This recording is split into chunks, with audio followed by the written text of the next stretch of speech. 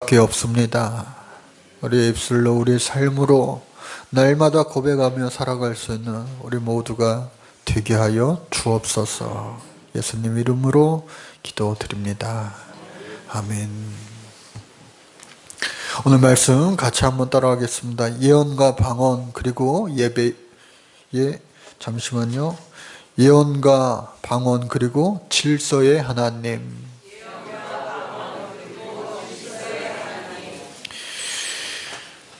우리는 지난 주일과 성탄절 말씀을 통해서 사도 바울이 고린도 교회의 은사에 대한 가르침에 관하여 살펴보았습니다. 특별히 지난 주일 설교 말씀을 통해 로마서 12장에는 7가지 은사, 그리고 고린도전서 12장에는 9가지 은사, 또 에베소서에는 5가지 은사를 특별히 직분으로 소개를 하고 있습니다. 그런데 성탄절 말씀에 이 많은 고린도전서 13장에는 더 많은 은사들이 있는데 그 수많은 은사들 가운데 어떻게 해요? 믿음과 소망과 사랑은 항상 있을 것인데 그 중에 제일은 뭐요? 사랑이라. 그래서 여러분 정말로 많은 은사가 있습니다. 심지어 사도 바울은요, 자기가 주님을 위하여 예수 믿고 나서 복음을 전하러 이곳저곳을 많이 다니다 보니까 결혼하지 않았어요. 나는 주님을 위하여 스스로 결혼하지 않았다 라고 말하면서 나는 독신의 은사가 있는 사람이야 라고까지 말하기도 하였습니다. 이처럼 우리 예수 믿는 사람들이요, 많은 은사가 있어요. 저와 여러분들도 마찬가지로 많은 이미 받은 은사가 있는 줄로 믿습니다. 그 받은 은사를요, 여러분 결코 땅속에 묻어두면 안 돼요. 내 받은 은사대로 그것을 갑절로 남길 수 있게 그 받은 은사를요 끊임없이 개발하고 그 은사를 통하여 하나님 앞에 영광이 되고 또 많은 성도들에게 덕이 될 수 있는 저와 여러분들 모두가 되시기를 간절히 바랍니다. 그래서 오늘 이 은사에 대해서 다시 한번 사도 바울이 이 고린도전서 14장에서 특별히 강조하여 말하고 있는데 두 가지를 따로 떼어서 또 자세하게 설명하고 있어요. 그것이 바로 방언과 예언의 은사다라고 하는 거예요. 그래서 이 은사라고 하는 것 다시 한번 우리가 뭔가 짚고 넘어가면 이 은사는요 영어로 기프트예요. 우리 학생들 기프트라고 하는 말 들으면은 가장 먼저 떠오르는 뜻이 뭐예요? 선물이죠, 선물. 그래서 이 선물은 뭐예요? 하나님께서 우리 사람을 사랑하여 주셔서 값없이 주신 것이다. 그것이 바로 이 은사라고 하는 거예요. 그래서 그 은사는 재능이기도 하고 재주기도 합니다. 재능과 재주. 그래서 달란트라고 하는 말도 사용하기도 합니다. 그래서 그 선물은요 무엇이 있는가 성경에 보니까 구원이 있고요, 영생이 있고요, 성령이 있고요, 또 예수 그리스도 그 자체가 되고 또 신령한 능력이 되고 이 밖에도 아주 많은 그러한 은사들의 그 모양과 형태가 있습니다. 그리고 종류도 얼마나 많은지 몰라요. 그런데 이 많은 은사를 주신 목적이 있다. 여러분 선물을 줄 때도요 선물 잘 받아야 돼요. 선물 괜히 잘못 받았다가는요 뇌물이에요, 뇌물. 그러니까 상대방이 나한테 이 선물을 왜 주는가 그것을 알고 받아야 돼요. 그런데 여러분들 받는 것도 좋지만 우리 주님께서는 뭐라고 하셨어요? 받는 것보다 주는 것이 더 복되다. 여러분들 많이 나누어 주면서 살 수 있는 저와 여러분들 되시기 바랍니다. 그래도 받으면 좋죠. 그래서 선물을 항상 주고받으면 좋아요. 꼭 값어치 많은 그러한 선물 또 뭐 때로는 좋겠지만 항상 어떻게 해요? 여러분 말로써 서로 칭찬할 수 있는 저와 여러분들 가정이 되시기를 바랍니다. 예? 그래서 우리 교회 안에서도 항상 서로 칭찬하면 좋아요. 그런데 그래서 이 은사를요 주신 목적이 있는데 그 첫 번째 목적은 뭐냐? 각 사람들의 믿음을 굳게 하기 위함이다. 여러분, 은사 받은 사람은요 흔들림이 없어요. 그리고 이 은사가 많아지고 그 믿음의 뿌리가 깊어지면 흔들림이 없다고요. 믿음도요 어떻게 해요? 은사라고요. 하나님 주신 선물이라고요. 그래서 믿음을 굳게 하기 위함이고, 그리고 안위를 얻게 하기 위함이다. 우리 마음에 평안을 주시고 하나님이요 함께 하시면 평안한 거예요. 막 풍랑이는 바다 위에 떠 있는 그 배 안에 우리가 있을지라도 편안한 거예요. 웨슬리가 모라비안 교도들과 함께 그 풍랑이는 뱃속 안에서 모라비안 교도들이 차분하게, 죽을지 모르는 그 상황에서 차분하게 하나님을 찬양하면서 있는 그 모습을 보면서 은혜가 된 거예요. 감동을 받은 거예요. 그리고 도전이 된 거예요. 저와 여러분들도요 인생의 어떠한 풍랑 속에서도 주님 주시는 평안함으로 말미암아 어떻게 해요? 정말로 평안할 수 있기를 주의 이름으로 간절히 축복합니다.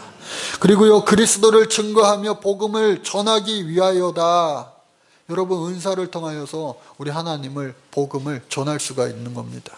또한 교회를 온전히 섬기기 위함이다. 하나님 앞에 영광이 되고 교회를요 어떻게 해요? 온전히 섬기기 위함이다 라고 하는 거예요. 그래서 많은 그러한 은사들은요 결국에는 하나님 앞에 영광이 되고 많은 이들에게 덕이 되어야 된다. 계속해서 이것이 반복되는 귀한 주제의 말씀이에요. 그런데 이 은사라고 하는 말, 카리스마, 많이 들어보셨을 거예요. 카리스마, 헬라어 카리스마는요 바로 사람으로부터 주어지는 것이 아니라 어떻게 해요? 하나님으로부터 주어지는 것이다 라고 하는 것이 아주 명확하게 담겨져 있어요. 그래서 이 은사는요 하나님이 내게 주신, 우리 믿는 자들에게 주신 선물이다. 그러니까 그 선물을 여러분들 감사하게 기쁘게 받고 어떻게 해요? 그 선물을 잘 써야 돼요. 아무리 좋은 선물을 받아도요 냉장고 안에 넣어놨다가 유통기한 지난 다음에 보면 무슨 소용이 있어요? 좋은 화장품이 선물로 받았는데 유통기한 지나면 못 쓰잖아요. 그러니까 받은 은사를 어떻게 해요? 항상 끊임없이 잘 쓰세요. 쓰면 쓸수록 그 은사는요 희한하게요 더하여져요. 할렐루야. 그래서 오늘 이 14장 말씀을 보니까 따로 떼어 두 가지를 설명하고 있는데 그것이 뭐냐? 바로 예언과 방언이에요. 여러분 가운데 예언하는 분들 계세요? 네? 그리고 방언하는 분들 계세요? 이 예언과 방언에 대해서 오늘 사도 바울은 어떻게 이야기하느냐? 14장 1절에 보니까 사랑을 따라 구하라. 신령한 것을 사모하되 특별히 예언을 하려고 하라. 여러분 고린도전서 13장에서 많은 그 은사들 가운데 최고는 사랑이라, 제일은 사랑이라 말씀을 전했기 때문에, 교훈을 주었기 때문에 사랑을 따라 구하는데 신령한 것을 사모하되 어떻게 해요? 특별히 예언을 하려고 하라. 여러분 우리가 기도하는 가운데 하나님이요 막 마음을 주세요. 감동을 주세요. 그리고 앞으로 때로는 되어질 일들에 관하여 하나님께서 막 환상을 통하여, 그리고 막 상상을 통하여, 꿈을 통하여 막 알려주실 때가 있어요. 그 여러분 딴 게 아니에요. 그러니까 그것이 하나님 주시는 아름다운 예언의 일부분입니다. 그런데 방언도 그렇고요, 예언도 그렇고요, 부분적이에요. 부분적. 그렇기 때문에 그것을 잘 이것을 전해야 되고 활용해야 되고, 또 뿐만 아니라 이따가 말씀드릴 텐데 해석해야 된다라고 하는 겁니다. 그런데 예언하는 자는 사람에게 말하여 어떻게 해요? 덕을 세우며 권면하여 안위하는 것이라 분명히 말하고 있습니다. 어떻게 해요? 예언은 덕을 세운다. 한번 따라해 볼까요? 시작. 예언은 덕을 세운다. 그러니까 내가 예언했는데 집사님, 권사님 큰일 나겠어. 큰일 나겠어. 내가 그럴 줄 알았어. 집사님 내가 기도하니까 그럴 줄 알았어. 내가 말 안 했는데 그렇게 될 줄 알았어. 하면서 불난 집에 더 부채질하면 안 돼요. 그리고 예언은요 분명히 덕을 세우기 위함이다. 그래서 이 방언과 예언을 같이 비교하면서 우열을 가리기도 합니다. 보니까요 방언을 말하는 자는 자기의 덕을 세우고 예언하는 자는 교회의 덕을 세우나니. 즉 방언은요 하나님께 기도하는 거예요. 그러니까 방언한다 해서 막 우리가 통성기도하고 심야기도회 때 뜨겁게 기도할 때 방언하는 거 좋습니다. 그런데 우리 교회는 없지만 때로는 방언 기도하면서 하나님께 하기보다는 어떻게? 나 방언하는 사람이야 하면서 옆 사람들 들으라고 방언 기도를 그렇게 하는 사람이 가끔 한 명씩 있어요. 분명히 오늘 말씀에서 말하기를 어떻게 해요? 방언은요 하나님 앞에 하기 위함이다. 그리고 사도 바울은 이어서 뭐라고 이야기하느냐? 방언하는 자가 있습니까? 방언하는 자들은 기도하여 통역의 은사를 받기 위하여 기도하십시오. 그러니까 방언만 계속해서 하면 어떻게 해요? 울리는 꽹과리와 같고 검은 고와 같고 무슨 소리인지도 모르면서 계속해서 방언 기도하면은 아무런 유익이 없다라고 하는 거예요. 물론 방언의 유익은 많습니다. 여러분 1시간 기도하는 게 어려워요, 쉬워요? 우리 학생들 1시간 기도하는 게 어려워요, 쉬워요? 해본 적 있어요, 없어요? 해봤어야 쉬운지 어려운지 알죠. 1시간 기도하는 게요 때로는 얼마나 어려운지 몰라요. 그러나 1시간이 아니라 2시간, 3시간 밤새 기도하는 것이 때로는 벌써 밤샜어? 벌써 몇 시간 지났어? 이런 때가 있어요. 왜? 경험해 보신 분들은 아시겠지만 기도할 때에 하나님이 내 기도 들어주시는구나. 하나님이 내 마음에 이 기도에 공감하고 계시는구나. 그리고 하나님이 이 기도에 응답을 주고 계시는구나. 느껴진다면 여러분 기도가요 1시간, 2시간, 3시간 금방 지나가요. 그때에 이 방언 기도가 유익이 됩니다. 말로써 계속해서 기도하면요 나라와 민족을 위해서 기도하고 교회를 위해서 기도하고 우리 교인들 한 사람 한 사람 다 기도하면요 기도하다 보면 어느 순간 어떻게 해요? 다 공통적으로 기도가 된단 말이에요. 건강하게 해주세요. 애들 잘 되게 해주세요. 앞날을 더 장래가 밝게 해주세요. 하다 보면요 틀린 것도 있지만 다 비슷비슷해요.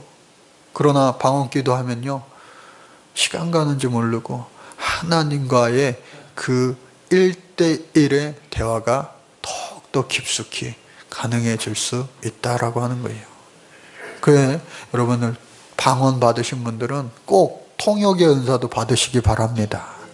그래서 방언 기도하는 사람들이 또 여러 명이서 모여가지고 막 방언으로 기도하면 어떻게 해요? 서로 네 방언이 세냐 내 방언이 세냐 그러지 말라는 거예요. 제발. 아이고 애기 방언이네 애기 방언. 방언을 하더라도요 질서 있게 질서 있게. 그래서 한 사람이 방언하고 한 사람이 통역하고 하면서 서로 그 내용이 뭔가를 아는 것이 중요한 것이지 방언 그 자체가 중요한 것이 결코 아니다라고 하는 거예요. 또 뿐만 아니라 그 방언 통역이 있어야 유익하고 또 그보다도 더 교회에 유익한 것은 뭐다? 오늘 사도 바울은요 예언이라고 말합니다. 예언. 그래서 예언은요, 여러분, 예언은요, 정말로 하나님 앞에 간절히 기도하면 하나님께서요, 응답을 모두에게 경험하게 해 주십니다. 예? 경험 못 하시는 분들 있으면 저한테 찾아오세요. 제가 오늘 밤이라도 경험시켜 드릴 테니까. 예? 예언은요, 하나님이 주시는 응답이에요. 예? 제가 예전에 이런 경험이 있어요. 저기 세종신도시에서 교회를 개척한 친구 목사님이 있어가지고 갔는데, 그 친구 목사님은 이런저런 이유로 대학원을 늦게 했어요. 그래서 저는 대학원 졸업을 하고 교회를 개척했는데, 그 목사님은 교회를 개척하고 나서 대학원을 같이 다녔어요. 그래서 저 대전에 있는 신학교를 다녔는데, 그곳에 다닐 때에 나이 많은 그쪽 동네에 있는 대학 교수 부인 집사님이었는데, 이제 신학을 하려고 이렇게 신학교를 다녔어요. 그러니까 신학교 동기가 된 거죠. 방학 때 제가 한번 거기를 놀러 갔는데 그분이 오셨어요. 3명이서 만났죠. 근데 좋은 데 있다고 친구 목사님이랑 저를 데려가요. 자기 차로 막 가더니 데려가요. 갔는데 예언기도 받으러 간 거예요. 예언기도. 예? 예언기도 해준대요. 그래서 막 한 사람 한 사람 막 기도를 해주더라고요. 그 내용이 뭔지는 다 까먹었어요. 하나도 저는 기억이 안 나요. 여러분, 누군가를 통하여서 하나님 말씀하실 때도 있지만요, 여러분, 하나님 앞에 기도하세요. 간절히 기도하세요. 그러면요, 하나님은요, 여러분들에게도 응답하세요. 그러니까 예언의 은사를 너무 어렵게 생각하고 특별하게 생각하지 마시고, 모든 은사들 가운데 하나의 은사야. 그리고 신령한 것을 사모하는 우리들이기 때문에 그 신령한 은사를 구하는 자들에게 하나님은 주신다라고 하는 거예요. 그런데 여러분, 이와 같은 예언의 은사를 막 주시는데 더 중요한 것은 뭐냐? 예언의 은사보다도 더 중요한 것은 바로 그 해석이고 하나님께 대한 올바른 질서 안에서의 순종이다. 여러분, 이 말을 잘 들으셔야 돼요. 예언보다 더 중요한 것은 그 해석이며 하나님께 대한 올바른 질서 안에서의 순종이다라고 하는 거예요. 왜 그런가 하니 사도행전 21장 7절에서 14절의 말씀을 보면은 사도 바울이 전도여행을 모두 마치고 이제 예루살렘 교회로 향하게 됩니다. 예루살렘 교회에 가서 자신의 모든 이 선교 보고, 전도 활동의 보고를 하기 위하여 막 가는 길이었어요. 그러니까 그 사도행전 그 말씀을 보니까 가이사랴에 도착을 했습니다. 가면서 긴 여정이니까 아는 사람 집에서 하루 이틀씩 유하다가 힘을 얻고 다시 출발하고 그렇게 다녔어요. 그런데 사도 바울이 그 가이사랴에 갔을 때에 성경에서 유명한 인물이죠. 빌립 집사. 7 집사 중에 한 명인 이 빌립 집사의 집에 거하게 되었어요. 그 딸들이 4명 있었는데 아직 시집 안 간 처녀들이고, 또 성경에서는 그 딸들을 예언하는 딸들이다. 그러니까 빌립도 얼마나 믿음이 강한 사람이에요. 그리고 그 딸들도 아버지 닮아서 다 그냥 막 성령 충만해서 예언하는 사람이고. 근데 그 집에 이 사도 바울이 왔다는 소식을 듣고 선지자 아가보라고 하는 사람이 또 그 집에 오게 됩니다. 그래서 사도 바울이 잠깐 바깥에 산책을 나갔는지 그 딸들이랑 이 집사랑 그리고 어떻게 해요? 이 아가부 선지자랑 막 뜨겁게 사도 바울을 위하여 중보기도 하는 거예요.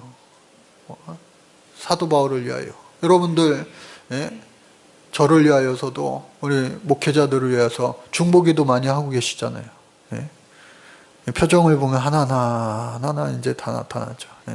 그래서 서로가 이렇게 중보기도를 하는데 이 사도 바울을 위해서 열심히 막 기도를 하는데 예언이 온 거예요. 어떤 예언이 임했느냐? 이 아가부 선지자가 이 띠를, 당시에 오늘날 이 허리띠와 비슷한 역할을 하는 이 겉옷을 묶는 이 띠를 가지고 와가지고 막 자신의 손발을 묶는 거예요. 야, 예언하는데 말로만 예언하는 게 아니고 얼마나 강력한 예언이 임하였던지 막 그 행동으로 보여주는 거예요. 손발을 막 다 묶는 거예요. 그러니까 오늘 이 고린도전서 14장의 말씀을도 보니까 믿음 없는 사람이나 뭐 그런 세상 사람들이나 그런 사람들은 방언을 막 통역도 못하고 막 하면은 미친 사람 취급하는 거 아니냐, 그렇게까지 이야기했는데, 믿지 않는 사람이 보면은 저 사람 기도하다가 막 자기 손발을 띠로 묶으니까 이상하다 생각했을 거예요. 그러나 빌립과 그의 딸들은 다 성령 충만하니까 무슨 일이냐고 그 뜻을 이제 묻는 건데, 그 아가부 선지자가 말합니다. 이 띠의 주인이 이와 같이 어떻게 해요? 유대인들에게 결박당하고 이방인 손에 넘겨지게 되리라. 그와 같이 예언한 거예요.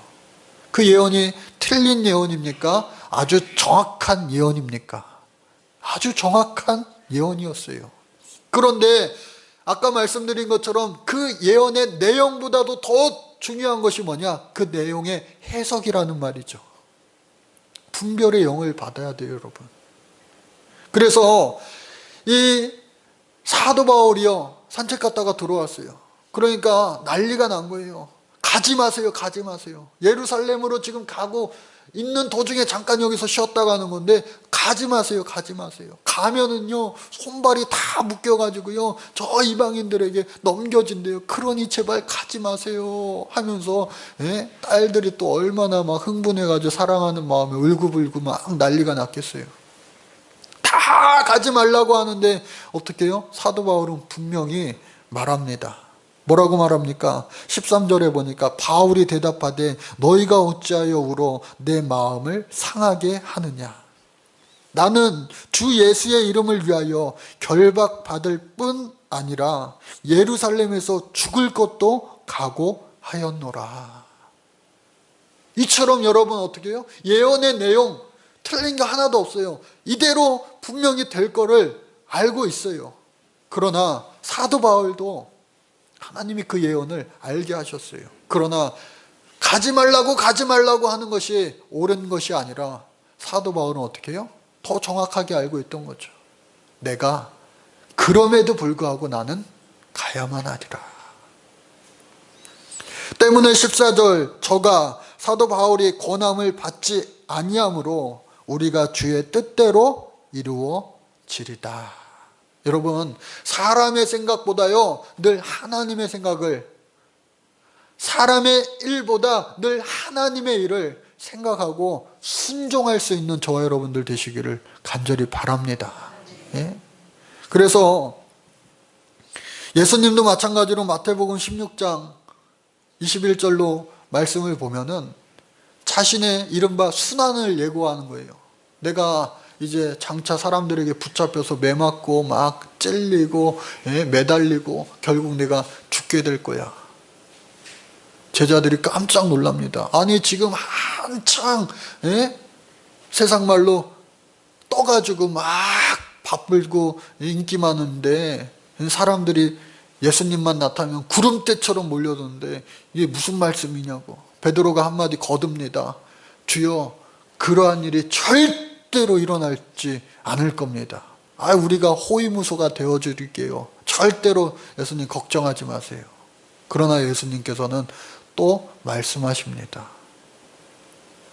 너는 하나님의 뜻을 생각지 아니하고 사람의 일을 생각하는도다 하시면서 아주 강력하게 경고하시는 거예요. 사단아, 내 뒤로 물러가라. 여러분, 오늘 말씀 기억하세요. 중요한 겁니다. 예언보다 더 중요한 것은 어떻게 해요? 그 해석과 그리고 하나님께 대한 올바른 질서 안에서의 순종이다 라고 하는 말 잊지 마시기를 바랍니다. 그래서 오늘 말씀 이제 결론의 말씀을 드리려고 합니다. 마지막 그 말씀을 보니까요, 뭐라고 되어 있느냐, 이 고린도전서 14장 39절 40절 말씀에 보니까 그런즉 내 형제들아 예언하기를 사모하며 방언하기를 금하지 말라. 그러니까 예언과 방언에 대해서 뭐 단점에 대해서도 막 이야기하고 하지만 어떻게 해요? 위험성에 대해서도 막 이야기하고 하지만 그럼에도 불구하고 예언도 마찬가지고 방언도 마찬가지고 하나님이 주신 신령한 것이기 때문에 금하지도 말고 계속해서 사모하여 받도록 하라.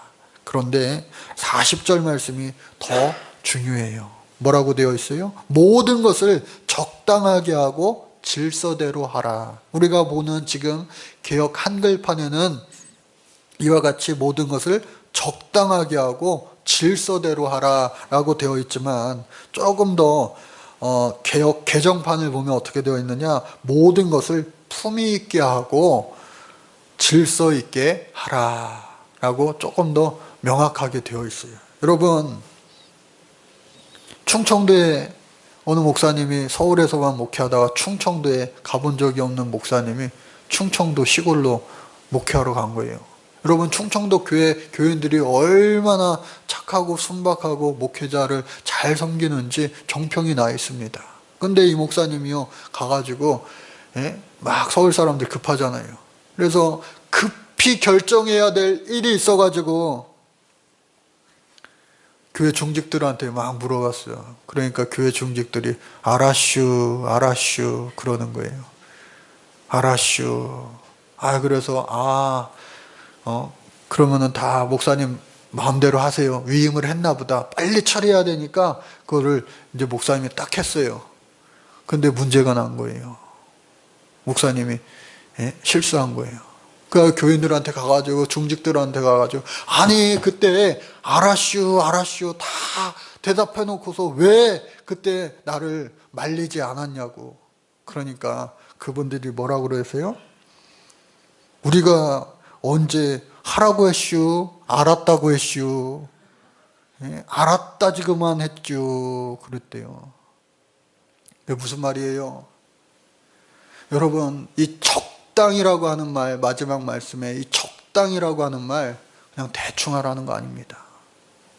품위 있게 그렇게 번역이 되어 있는데 이 원어로 보면 유스케모노스, 즉 질서 있게 하라는 말이에요. 그러니까 질서 있게를 반복하는 말이다.